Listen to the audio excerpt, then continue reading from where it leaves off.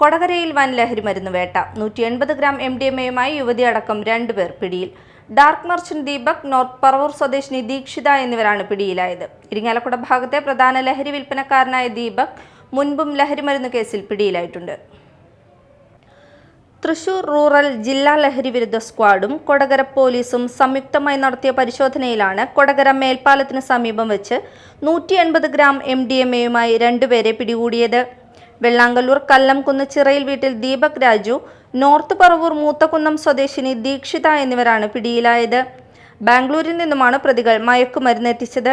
തൃശൂർ ഇരിങ്ങാലക്കുട ഭാഗത്തെ പ്രധാന ലഹരി വിൽപ്പനക്കാരനായ ദീപക് മുൻപും ലഹരിമരുന്ന് കേസിൽ പിടിയിലായിട്ടുണ്ട്. ജയിലിൽ നിന്നിറങ്ങിയ ശേഷം ഇയാൾ ലഹരിക്കടത്തും വിൽപ്പനയും തുടരുകയായിരുന്നു.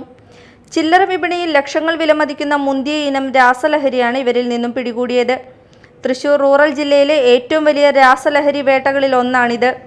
പ്രതികൾ ഉൾപ്പെടുന്ന ലഹരി സംഘത്തെക്കുറിച്ച് പോലീസ് അന്വേഷണം ഊർജിതമാക്കി. Thrissur rural DCB DYSP Ullas Kumar, Chalakudy DYSP Sumesh K എന്നിവരുടെ നേതൃത്വത്തിൽ തൃശൂർ റൂറൽ ജില്ലാ ലഹരി വിരുദ്ധ സ്ക്വാഡ് സബ് ഇൻസ്പെക്ടർ N പ്രദീപിന്റെ നേതൃത്വത്തിലുള്ള CR Pradeep, PP Jayakrishnan, Satheesan Madappattil, Shine TR, PM Moosa, Sooraj V Dev, Liju Iyani, Reji AU, Binu MJ, Biju CK, Shijo Thomas, Soni PS, Shindo KJ, Nishad AB എന്നിവരടങ്ങിയ റൂറൽ ഡാൻസ് ഓഫ് സ്ക്വാഡും കൊടകര ഇൻസ്പെക്ടർ ദാസ് PK, ASI-മാരായ Baiju MS, Jyothilakshmi, senior civil police officer Benny KP, civil police officer Ashiq എന്നിവരും ചേർന്നാണ് മയക്കുമരുന്നും പ്രതികളെയും പിടികൂടിയത്.